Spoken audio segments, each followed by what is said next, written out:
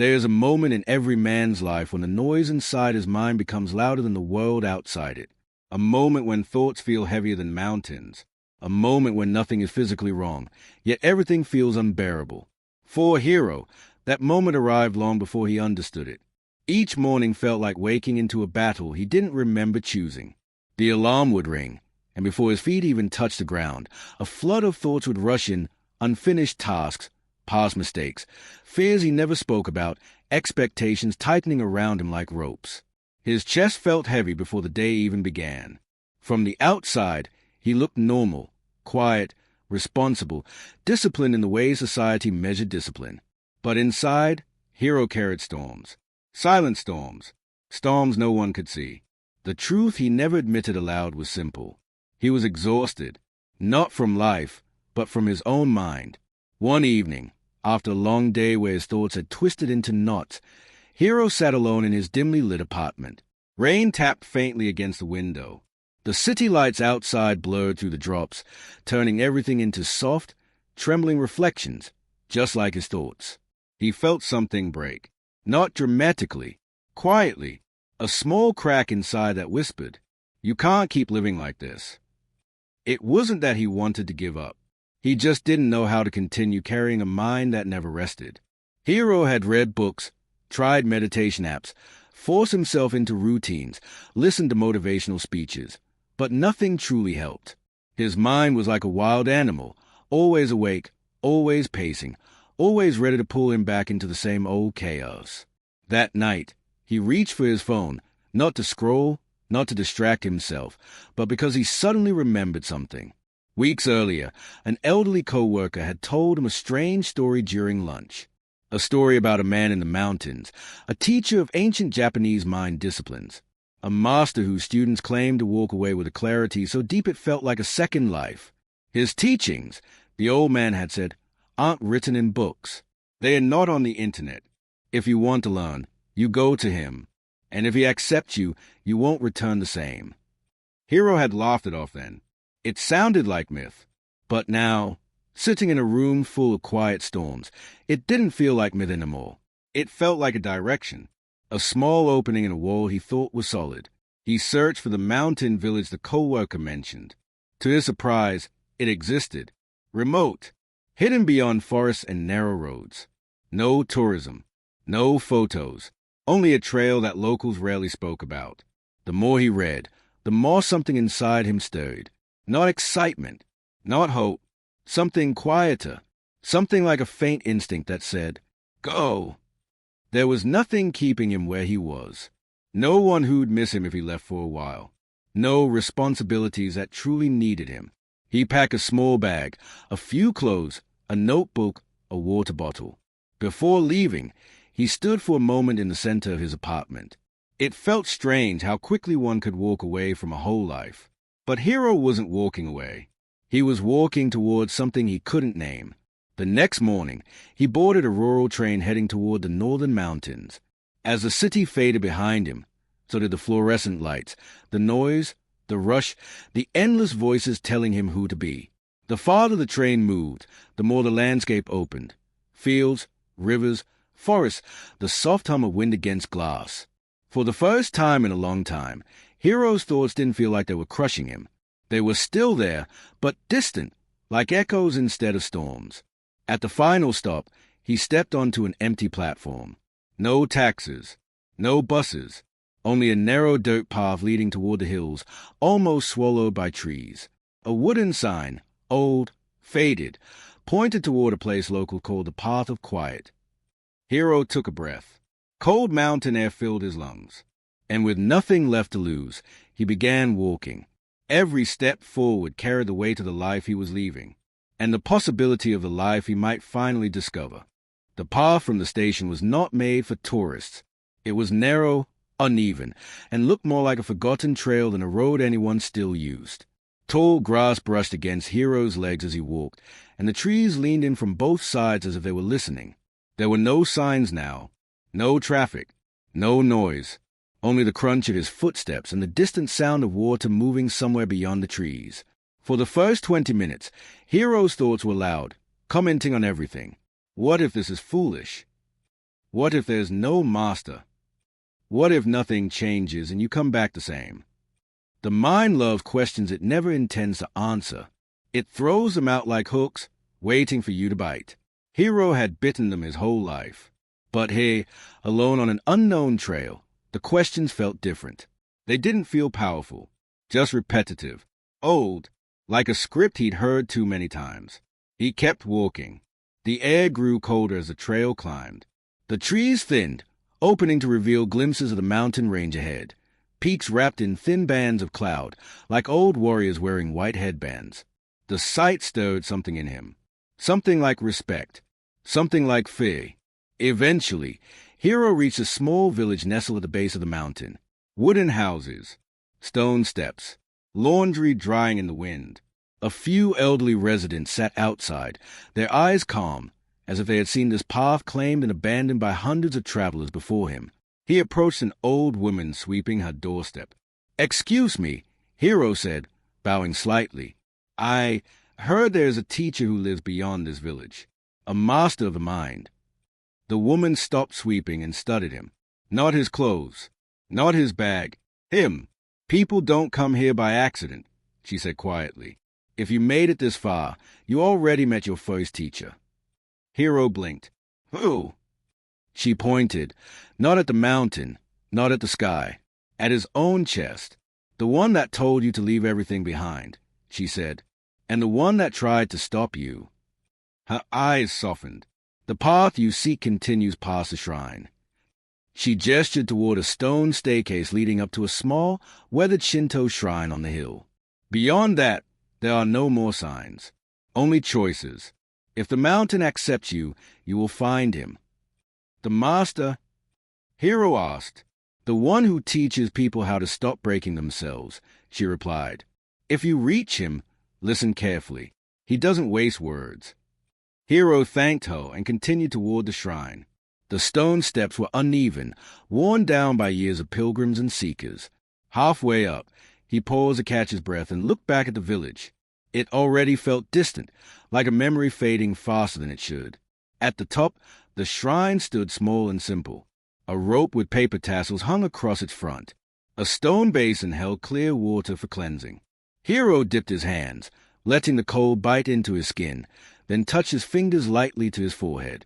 He didn't know if he believed in rituals. He didn't know if anyone was listening. But in that moment, he realized something.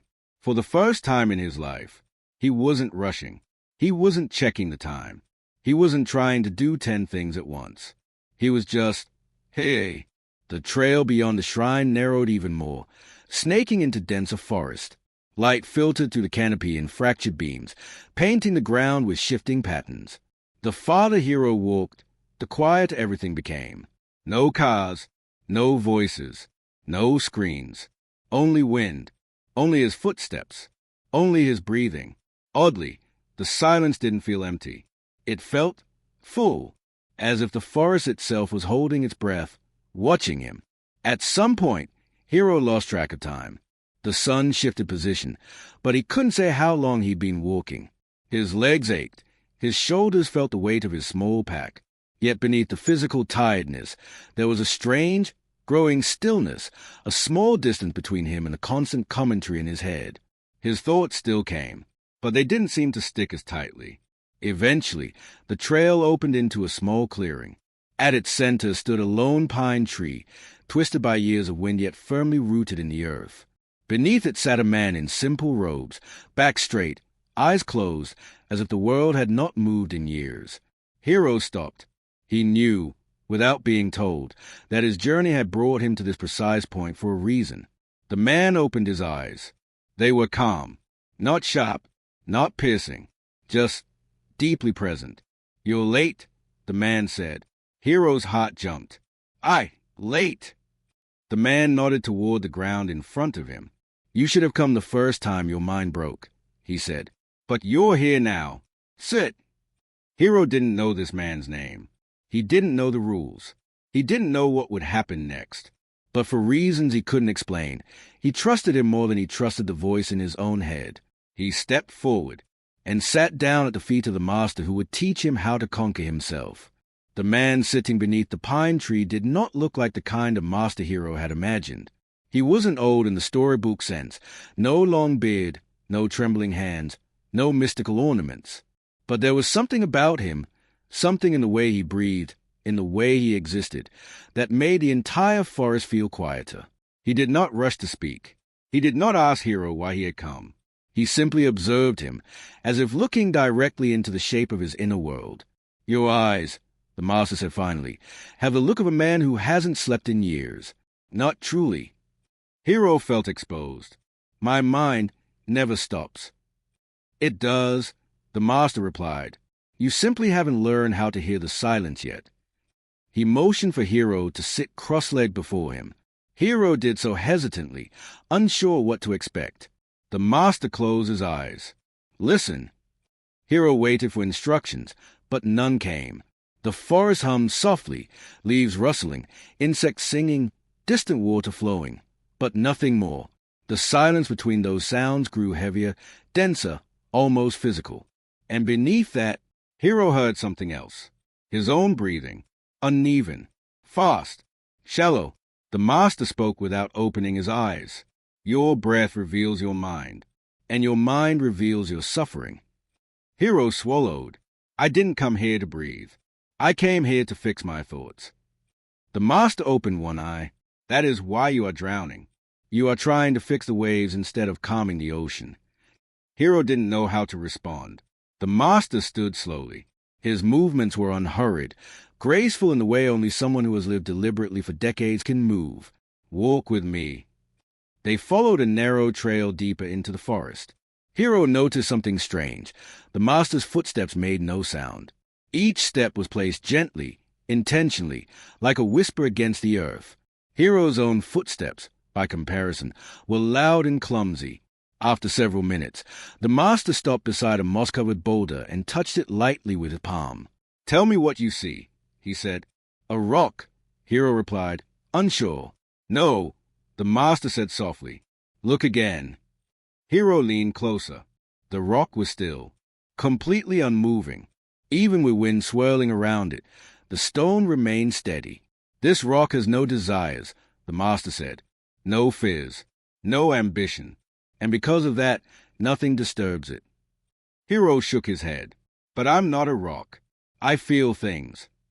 "That is why your mind is broken," the master said gently. "You feel everything but understand nothing." He tapped the rock again.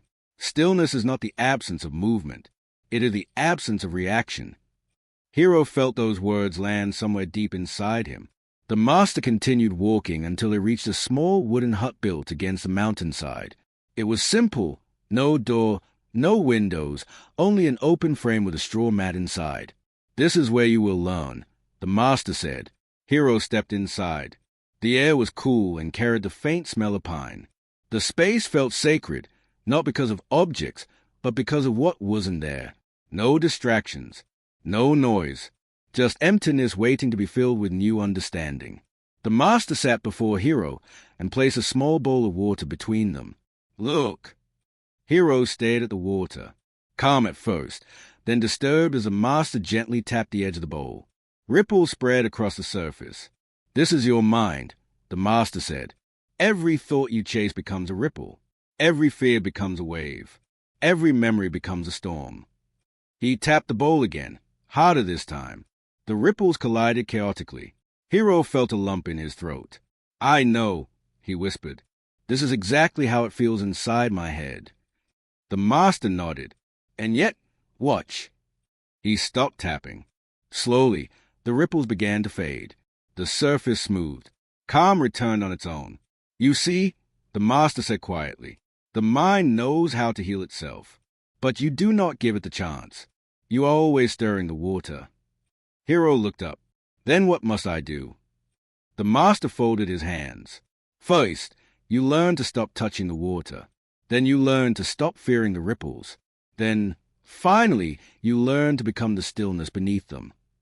Hiro felt something shift inside, a tiny crack of possibility breaking through the stone of his exhaustion. This was what he had come for. Not motivation, not discipline hacks, not another routine to fail, but truth and a path forward. The master nodded toward the forest. Your training begins at sunrise. And for the first time in many years, Hiro felt something he thought he had lost. A beginning. Hiro woke before dawn, though he wasn't sure if he had actually slept. The forest outside the hut was wrapped in a cold blue darkness, quiet except for the soft hum of crickets fading as night slipped away. A thin mist crawled low across the ground. Everything felt suspended, as if the world itself was holding its breath. The master stood outside, already waiting, hands folded calmly behind his back. "We begin now," he said. No greeting, no explanation, no comfort. Hiro stepped outside, hugging his arms against the morning chill. The master pointed to a small flat stone placed at the center of the clearing. "Sit." Hiro sat today. The stone was cold, the air colder. "Now," the master said, "you will listen." "To what?" Hiro asked. "To everything," the master replied, "and to nothing." Then he walked away. Hiro sat alone. No instructions, no posture adjustments, no guidance, just silence thick enough to press against his ears. At first, the sounds were obvious. Wind brushing through bamboo, a distant bird greeting the rising sun, the faint creak of trees shifting their weight. But as minutes passed, those sounds faded into the background, and something else grew louder. His mind. Thoughts began pouring in, at first quietly, then like a flood breaking through a dam. Why isn't he telling me what to do? What am I supposed to learn? What if I'm doing it wrong? Each thought hit harder than the last. His chest tightened. His tongue felt dry. His foot twitched, then his leg. His fingers tapped nervously on his knee. The silence outside only amplified the chaos inside. Minutes stretched. Then more minutes. Then more. Time lost its shape. The longer Hiro sat, the more unbearable the silence became. It wasn't peaceful. It wasn't relaxing. It was suffocating. He clenched his jaw. He wanted to get up. He wanted to scream. He wanted to break something just to hear a sound. But he didn't move, because even through the storm, he sensed something. This was a test. Suddenly, a loud crack echoed as a bamboo stalk snapped somewhere in the distance. Hiro flinched so hard he nearly fell off the stone. The master's voice came from behind him. "Good," he said softly. "You heard it." Hiro turned.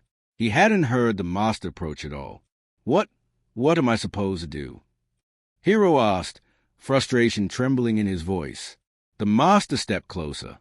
"Nothing." "Nothing." Hiro echoed. "Yes. Your entire life has been spent trying to escape your thoughts, fight them, outrun them, silence them. That is why they have power. You react to each one as if it matters." He tapped Hiro's forehead lightly. "Inside here, everything is urgent. Everything is loud. Everything demands your attention." Hiro lowered his eyes. "I know. That's why I came here. My thoughts never stop." The master shook his head slowly. "They do stop. You simply do not stay long enough to witness their ending." He walked around Hiro and sat opposite him. "Thoughts are like children running through a house," the master said. "They make noise. They demand. They cry. They argue. But eventually they tire themselves out if you do not chase them." Hiro looked down. "But the silence, it feels worse than the noise." The master's gaze softened. "That is because silence forces you to meet yourself. Most men can face enemies, storms, and suffering, but they cannot face themselves." Hiro felt those words carve into him. The master continued, "This is a silent test. If you fail here, you will fail everywhere else. A man who cannot sit with his own mind will always be a slave to it." Hiro's shoulders sagged. "I don't know if I can do this." "You can," the master said simply. "Not because you are strong, but because you are tired. When a man grows tired enough of breaking himself, he finally learns to stop." Hiro closed his eyes and inhaled. Long, slowly, deeply. For the first time, he didn't try to fight the thoughts. He didn't try to silence them. He just watched them, and something strange happened. They softened, not all at once, not completely, but enough for him to see that the storm inside him was not infinite. The master stood. "Return here at sunrise tomorrow," he said, and the day after, and the day after that, until silence becomes a friend instead of an enemy. Before leaving, he added one final line. Stillness is not something you learn. It is something you remember. Hiro remained seated long after the master left. The forest seemed different now. Not quieter, but less threatening. Maybe, he thought, the silence wasn't trying to crush him.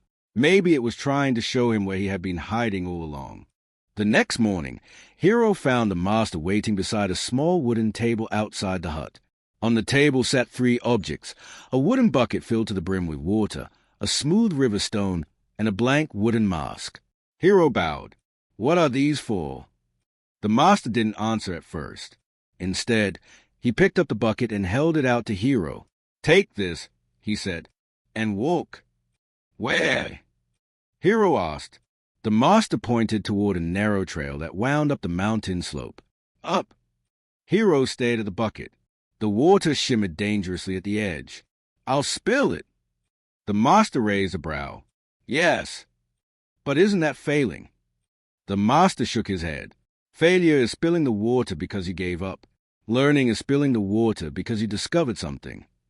Hiro didn't fully understand, but he lifted the bucket carefully. Already it swayed with the slightest movement of his hands. Go, the master said. Hiro began walking. The path was steep, uneven, and covered in roots. Every step demanded balance. The weight of the water pulled at his arms. His focus tightened around the bucket. Every tiny ripple felt like a threat. Halfway up the trail, a small stone rolled under his foot. Hiro slipped. The bucket jerked. Water splashed out in a glittering arc. No, no. Hiro hissed, adjusting his grip. He continued climbing, sweat gathering across his forehead despite the cool morning air. His arms trembled. His breathing grew sharp. Thoughts swarmed him. Don't spill it. Don't mess up. Don't fail again. Focus harder. Walk slower. Don't breathe wrong. You always ruin things. Don't ruin this too. By the time he reached the top, almost half the water was gone. The master was already there, waiting, as if he'd appeared from the wind. He glanced at the bucket. Good, he said. Hiro's face tensed. Good? I spilled half. Yes, the master nodded, and yet you reached the top. He tapped Hiro's forehead with 2 fingers. Your suffering is not in the task. It is in your reaction to the task. Hiro felt a sting of truth. I panicked. You always panic, the master said calmly. Your mind thinks every ripple is a disaster. He lifted the stone from the table and placed it in Hiro's palms. This stone is a thought, he said. Hold it too tightly, and it becomes heavy. Hold it too loosely, and it falls. But hold it with awareness, and it costs you nothing. Hiro stared at the stone. It was small, smooth, harmless, yet his mind treated all his thoughts as if they were boulders. Now, the master continued, try again. With a bucket. Hiro asked. No, the master said, placing the wooden mask over Hiro's face. With yourself. He guided Hiro to sit on the edge of the cliff overlooking the valley. Mountains rolled outward like waves frozen in stone. The wind brushed softly across his skin. Tell me, the master said, what weighed more, the bucket or your thoughts about the bucket? Hiro hesitated. My thoughts. Exactly. The master knelt beside him. Most men fear life not because of its weight, but because of the weight they add to it. A long silence passed between them. Not uncomfortable, just honest. The master continued. You feared spilling the water more than you feared the climb. You feared failing more than you feared effort. You feared what the mistake meant about you more than the mistake itself. Hiro swallowed. That's how it feels every day. My mind attacks me. The master shook his head. No, your mind does not attack you. You attack yourself with your mind. Hiro felt those words hit him harder than any lesson so far. The master pointed toward the valley. You see that river? It flows whether you panic or not. The wind blows whether you worry or not. And your thoughts will appear whether you resist or not. He placed the stone back on the table. Your task is not to stop the thoughts. Your task is to stop believing every one of them. Hiro sat quietly, letting those words settle inside him. They felt like medicine, bitter at first, but healing. The master stood. "Tomorrow," he said, "you will carry the bucket again." Hiro grimaced. "And if I spill?" The master smiled faintly. "Then you learn again. Nothing is lost except the weight you cling to." As the sun dipped behind the mountains, Hiro finally understood something he had never seen clearly. The weight he feared was never in the world. It was in the stories his mind created about the world. And for the first time, he felt a small shift inside, a soft crack in the stone walls he had built around himself, a beginning of something lighter.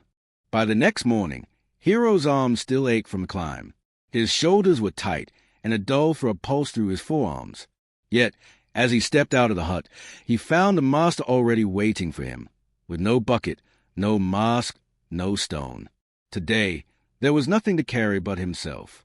The master gestured for Hiro to follow him, and they walked in silence toward a ridge overlooking the valley.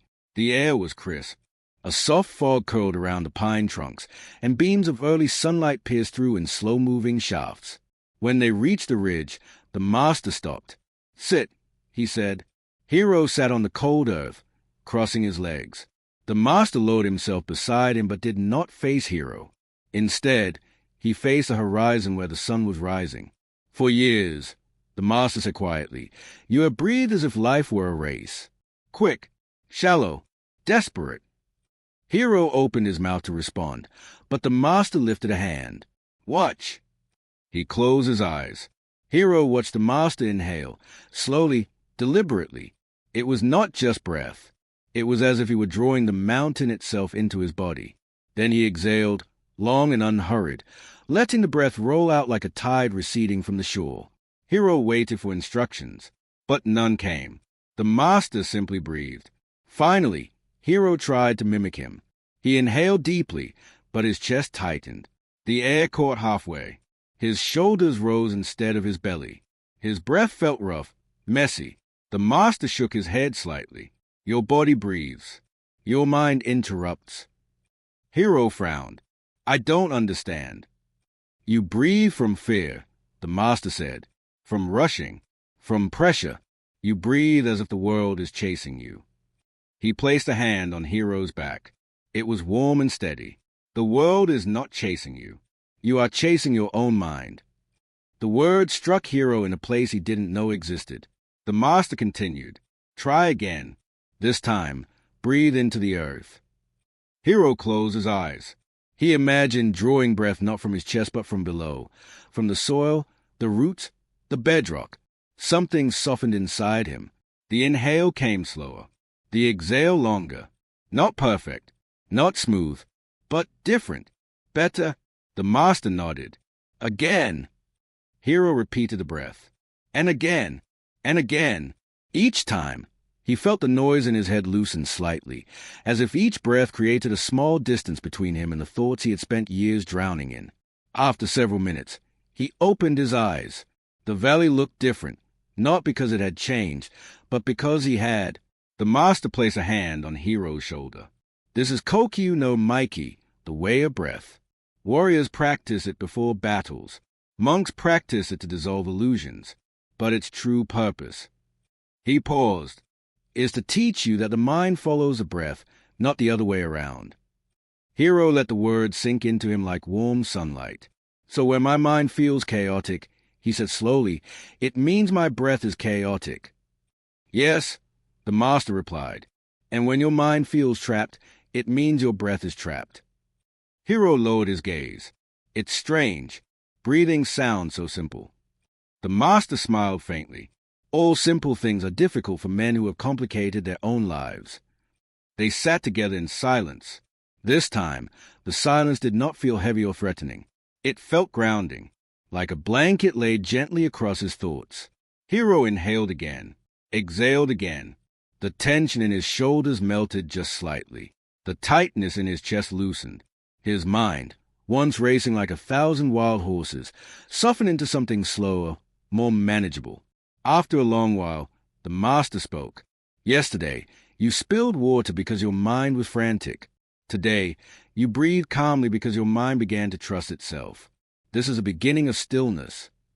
Hiro let out a long breath he didn't realize he was holding.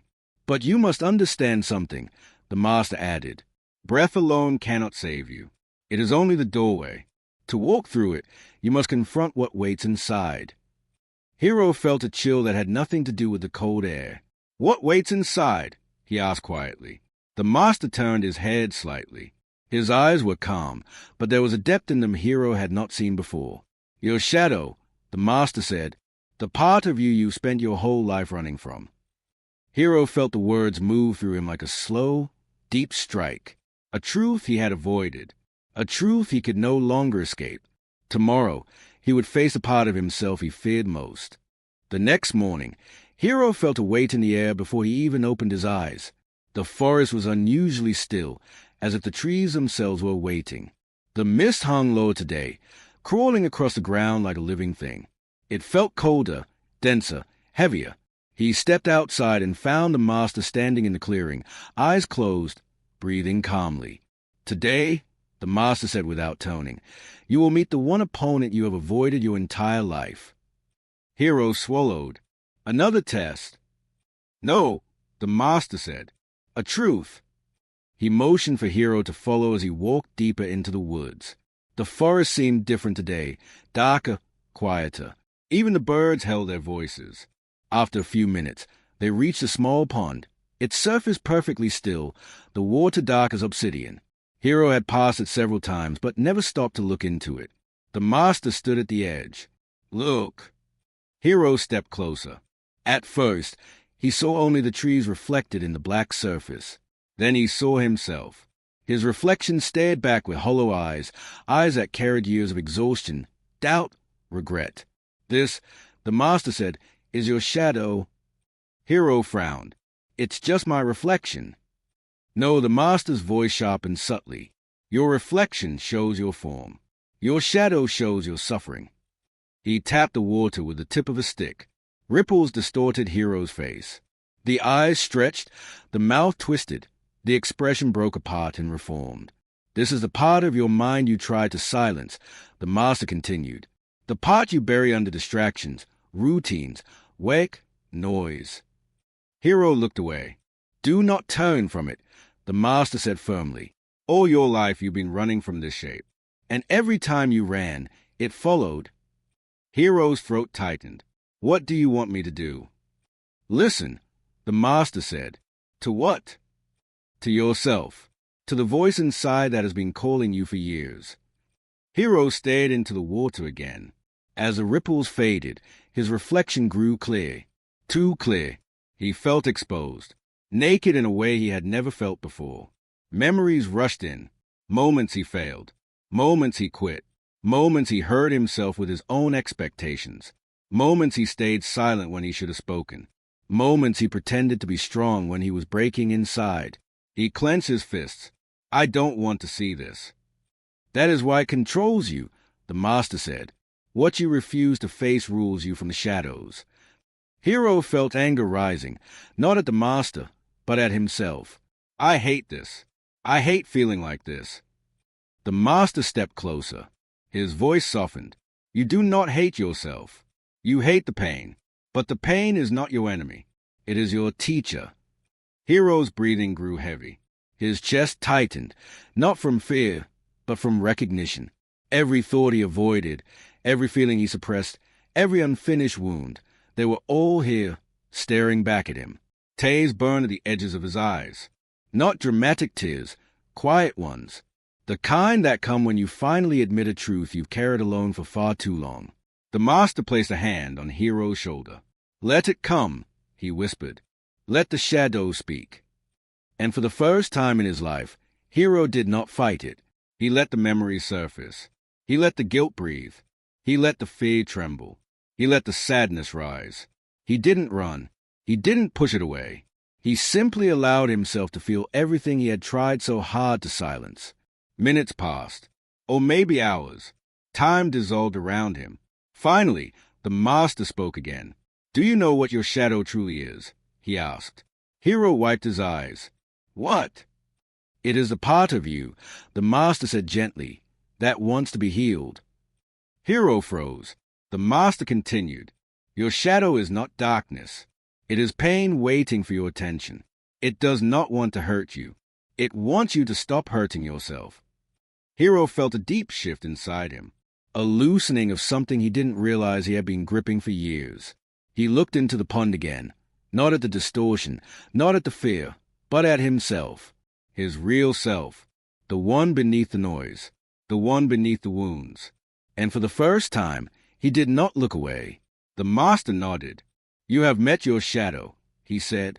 "Now, your training can truly begin." The day after facing his shadow, Hiro woke with a strange lightness in his chest, an emptiness, but not the painful kind.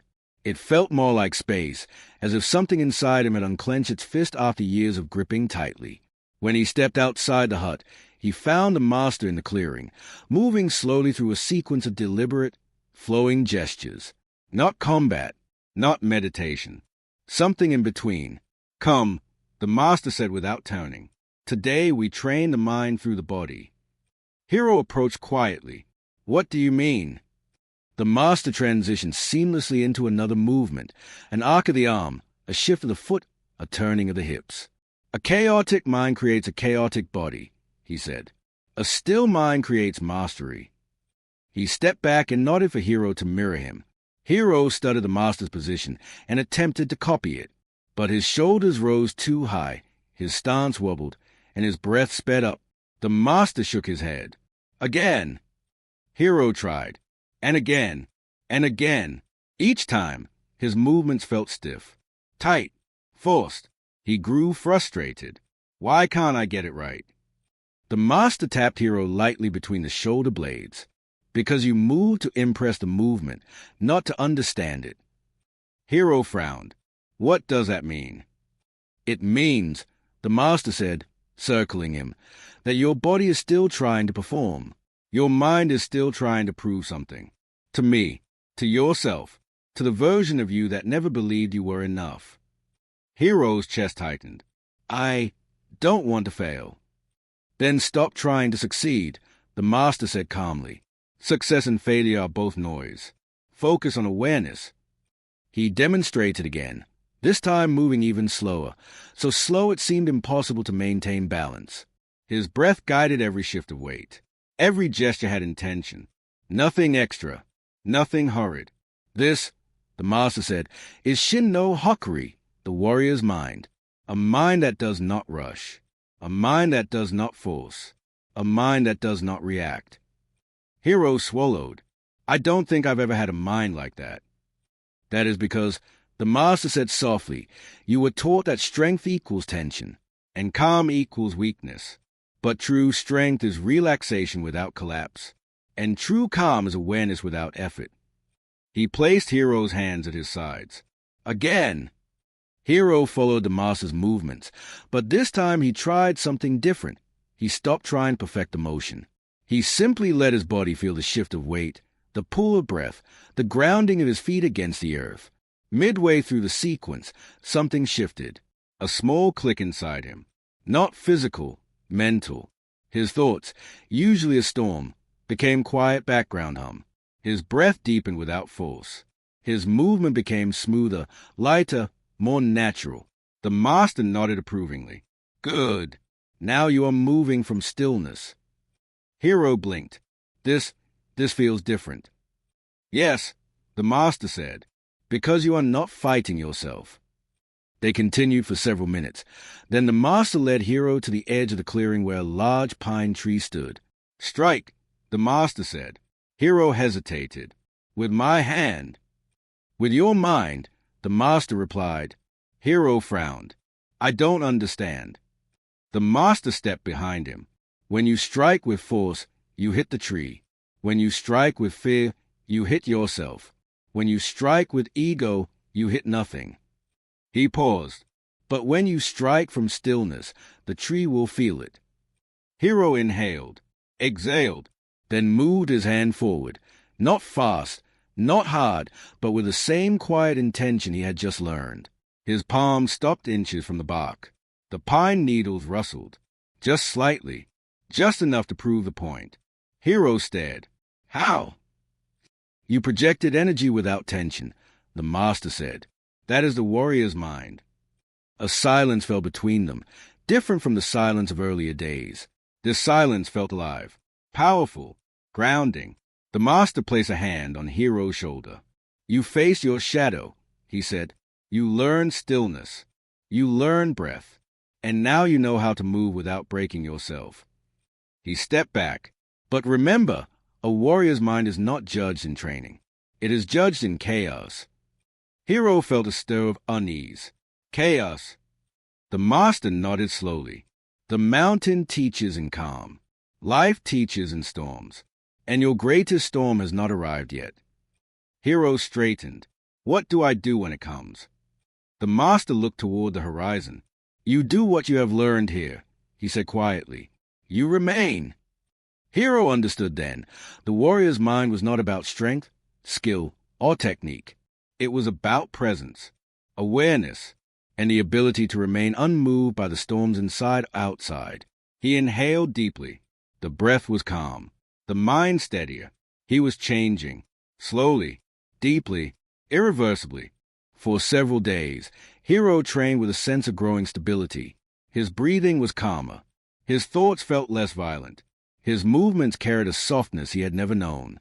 The forest, once overwhelming, now felt almost like companion, silent, steady, watching his progress. But transformation is never a straight line. The mind, when threatened by change, fights back, and Hiro's fight came sooner than he expected. It began subtly. A single restless night. Shallow breaths. Old thoughts returning like unwelcome guests at the door. Who do you think you are? You always fail eventually. This calm, it won't last. He tried breathing the way the master taught him, but his breath felt tight, forced, wrong. By morning, his chest felt heavy with an invisible weight. The forest seemed darker, as if a cloud had settled over it. Even the air felt harder to inhale. Hiro stepped outside and found the master watching him quietly. You didn't sleep? The master said. Hiro shook his head. I thought I was getting better. You were, the master replied. And you still are. Then why does it feel like everything is breaking again? Hiro's voice cracked more than he intended. Why do these thoughts keep coming back? Why does it suddenly feel like I'm drowning again? The master turned and began walking toward a shaded part of the forest. Come. Hiro followed, frustration rising in his chest. They arrived at a small clearing where an old pine tree stood. Its trunk split in the center. A deep scar running through it like lightning had torn it in half years ago. The master placed his hand on the scar. This tree, he said, was struck by a storm long ago. Hiro blinked. It's still here. Yes, the master said. But look closely. Hiro stepped closer. The scarred area was rough, twisted, uneven, but around the scar, new bark had grown. Stronger, darker, thicker than the rest of the tree. This, the master said, is what the mind does during transformation. A wound opens, then deeper growth follows. Hiro's breath trembled. But why does it hurt so much? Because your mind is shedding the self it used to be. The master looked at him. This pain is a last cry of your old identity, the version of you that survived through tension, fear, and chaos. Hiro lowered his gaze. I thought I had moved past that. No, the master said gently. You walked past it, but you did not bury it. He stepped closer. Hiro, the mind collapses before it awakens. This is not failure. This is a process. A storm of emotions surged inside Hiro. Fear, frustration, shame. I'm tired, Hiro whispered. I'm so tired of fighting myself. You are tired because you keep calling this a fight, the master replied. Let it be a shedding. Hiro felt tears forming, unwelcome but unstoppable. I don't know how. You do, the master said. You face your shadow. You learn breath. You learn stillness. And now, you must learn surrender. Surrender? Hiro's voice cracked. To what? To truth, the master said. The truth that your thoughts are not you. The truth that your emotions are temporary. The truth that you have survived every collapse until now. Hiro's knees gave out, and he sank to the forest floor. Tears fell freely. Not loud tears, but silent ones that carried years of exhaustion. The master knelt beside him. "You are not breaking," he said softly. "You are unfolding."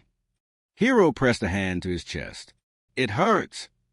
"Yes," the master whispered. "Growth does." For a long moment, neither of them moved.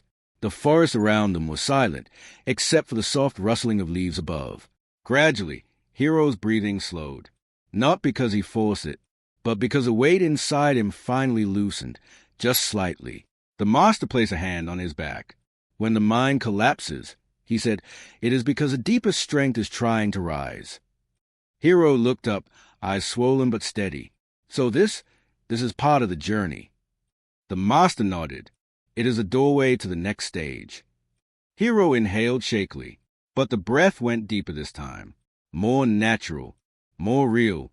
The master stood. "Come," he said. "There is a level of stillness beyond collapse. It is time you discovered it." Hiro wiped his face and rose slowly. He wasn't fully calm. He wasn't fully steady. But he was ready, because something inside him had shifted, fragile but undeniable. The collapse was becoming the beginning. The morning after Hiro's collapse was strangely quiet. Not the heavy, suffocating quiet he once feared, but a cleaner, gentler kind of silence, like the world had been washed overnight. When Hiro stepped outside the hut, the master was sitting by the edge of the clearing, eyes half closed, posture straight as a blade standing upright in the earth. Without turning, he spoke. "Today, you will learn Mushin." Hiro approached slowly. "Mushin." "The mind without noise," the master said. "The warrior's highest state." Hiro sat across from him. His body still felt tender, as if he had shed something heavy during the collapse, but his heart felt clearer than it had in years. The master drew a circle in the dirt with a stick. "This is your mind," he said. He tapped the circle's edge. "Here is where your thoughts live, your fears, your habits, your memories." Then he placed the stick inside the circle center. "And here is awareness, your true self." Hiro studied the drawing. "So, the goal is to stay in the center."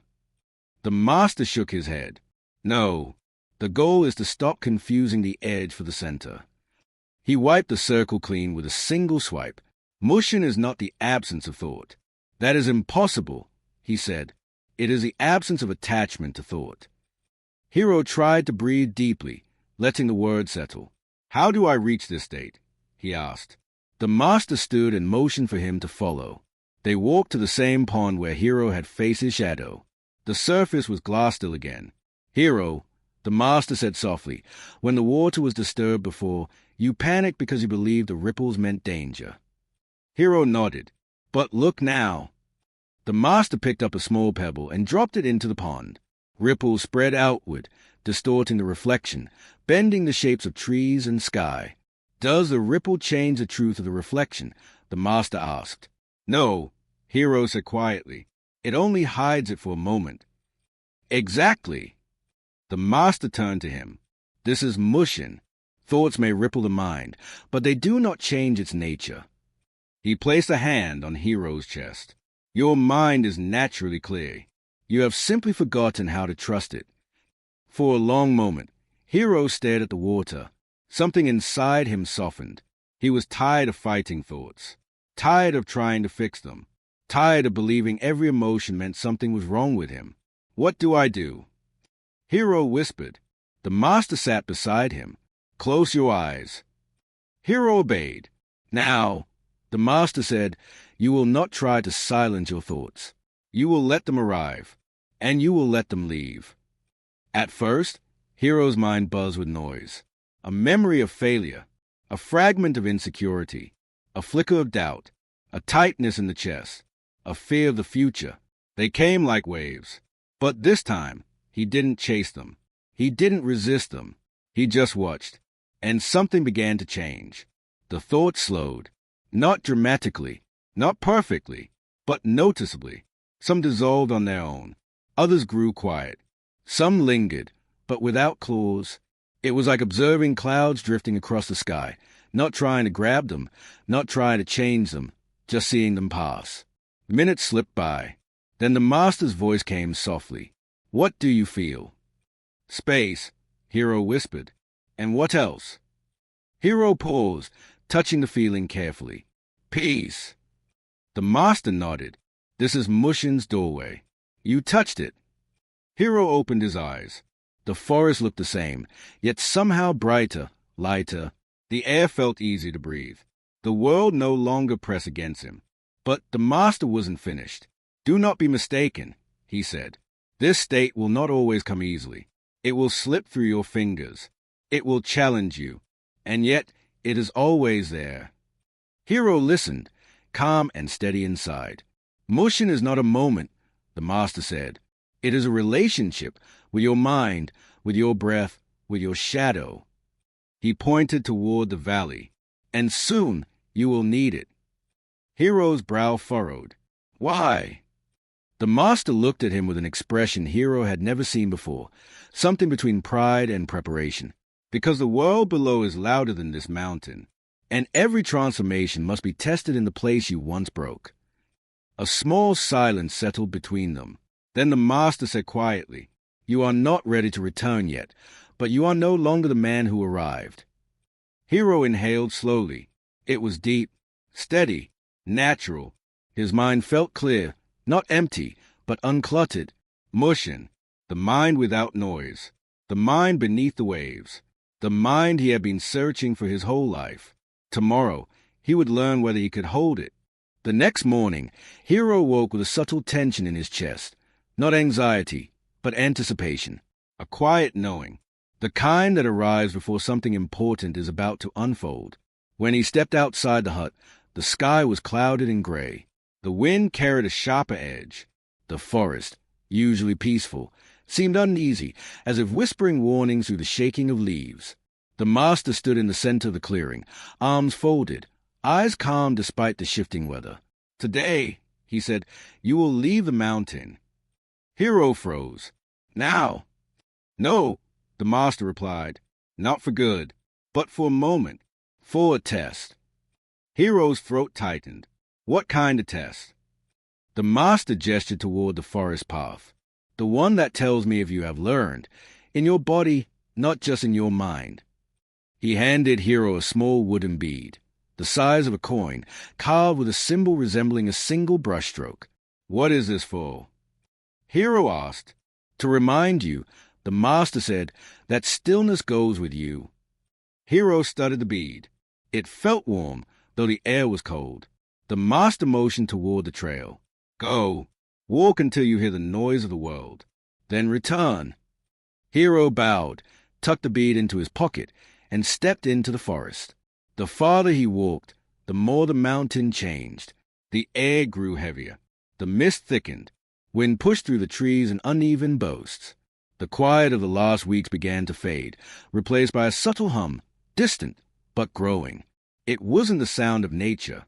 It was something else, something familiar. Noise, human noise, voices, movement, rushed energy. Hiro's heartbeat quickened. His breath tightened slightly, not out of fear, but because his body remembered what that world felt like. Eventually, the forest opened into a small ridge overlooking the village he had passed on his first day. And from this height, he could hear the life below. Children arguing, vendors shouting, dogs barking, doors slamming, conversations overlapping, people rushing, people worrying. The sound rose like a wave, hitting Hiro all at once. His chest tightened. His thoughts flickered. Old feelings rushed through him. Too much. Too loud. Too fast. You can't handle this. His fingers curled unconsciously. His breath grew shorter. But then, his hand brushed something in his pocket. The bead. He closed his eyes. Inhale. Slow. Deep. Into the belly. Exhale. Long. Soft. Letting the world move without him reacting. He waited. 1 breath. 2 breaths. 5 breaths. And gradually, the noise softened, not because the world grew quieter, but because his mind stopped trying to control it. Hiro opened his eyes again. This time, the village did not feel threatening. It simply existed.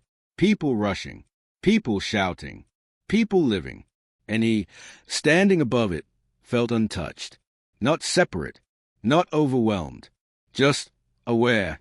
He turned back toward the forest path and began walking uphill. The wind pushed against him, harder than before. Rain began to fall in thin, cold lines. The earth became slippery. Branches whipped across his sleeves. Nature was testing him now. Not gently, not softly, but honestly. Halfway up the trail, a loud crack of thunder shook the mountain. Hiro flinched. His breath stumbled. Old instincts returned. Panic, tension, the urge to run. For a moment, the storm inside him roared. But he stopped, closed his eyes, placed his hand over his pocket where the bead rested, and breathed. Inhale, exhale. Even as rain soaked his hair, even as wind pushed him sideways, even as darkness settled under the trees, he found the stillness again, not perfect, not powerful, but real, a quiet center inside the chaos, a place he hadn't known existed a month ago.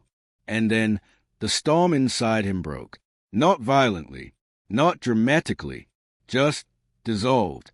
When Hiro reached the clearing again, drenched, tired, but calm, the master was waiting, as if he had known the exact moment Hiro would return. The master studied him for a long, silent moment. Finally, he spoke. "You remained." Hiro nodded once. "Yes." "And the noise?" the master asked. "It was loud," Hiro admitted, "but it didn't pull me away." "And the storm?" "It was strong," Hiro said, "but I was stronger." The master stepped closer, placing a hand on Hiro's shoulder.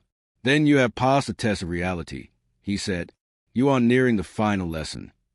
Hiro felt his breath settle naturally. No effort, no control. "What is the final lesson?" he asked.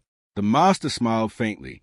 "You will learn it tomorrow, before you leave this mountain for good." Hiro woke before sunrise, sensing a shift in the air. The mountain was quiet, but not the fragile quiet of fear or uncertainty. The silence felt full, grounded, ancient, a silence that existed long before him, and would exist long after. Today was the day he would leave.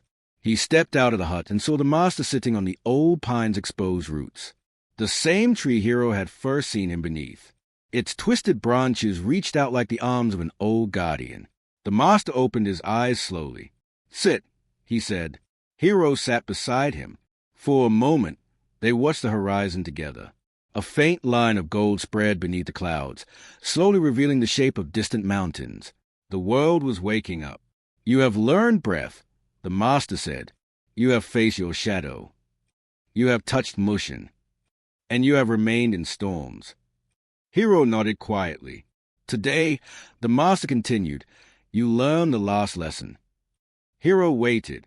The master picked up a handful of dry earth and let it fall from his fingers. "The mountain taught you stillness," he said. "But stillness is not meant to be kept here. It must be carried where life is loud." He stood slowly. "Hiro, the purpose of training is not to escape the world. It is to face it with a new mind." Hiro swallowed. "I don't know if I'm ready." The master turned to him. "No man ever feels ready," he said softly. "That is why he must go anyway." He placed a hand on Hiro's chest, right over his heartbeat. "What you found here is not a skill," he said. "It is not a technique. It is not something that can be lost." His hand pressed gently. "It is a home." Hiro felt his throat tighten, not with fear, but with a deep, raw gratitude. "You must return to the world," the master continued, "and let your new mind live inside your old life." He stepped back, walked the path. Hiro packed his small bag, the same one he brought to the mountain weeks ago, but it felt lighter now, not because it carried less, but because Hiro carried less inside himself. He turned one last time to the hut. The clearing, the pine, the pond where he met his shadow, the ridge where he learned to breathe, the forest that once overwhelmed him and now felt like an old friend. The master stood at the edge of the trail. Hiro bowed deeply, not out of duty, but out of love. "Thank you," he whispered. The master nodded once. "Go without rushing," he said, "and return without fear." Hiro began his descent. The forest felt different on the way down. The paths that once felt threatening now felt peaceful. The sounds that once irritated him now blended into harmony. Birds calling, leaves brushing, water flowing. Everything was the same. Yet everything was different. Because he was different. Halfway down, he paused at the shrine where his journey had truly begun. Now, instead of asking the world for guidance, he simply bowed with quiet gratitude. When he reached the village, the same old woman from before was sweeping her doorstep. This time, she didn't study him. She smiled. "You walked the mountain," she said, "and it walked you." Hiro bowed. "I feel like I'm seeing everything for the first time." "That is because," she said, "you are seeing from the center now, not the edge." He continued walking through the village.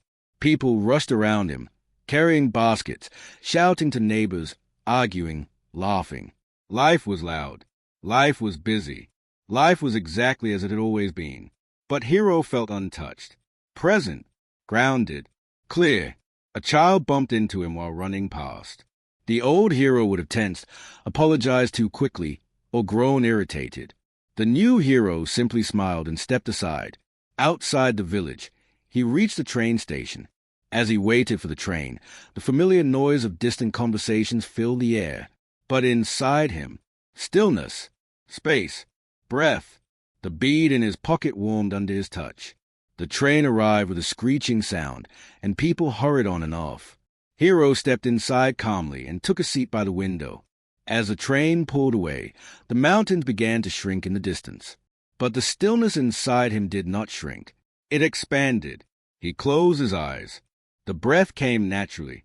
The mind stayed steady. The shadows stayed quiet. The noise stayed outside.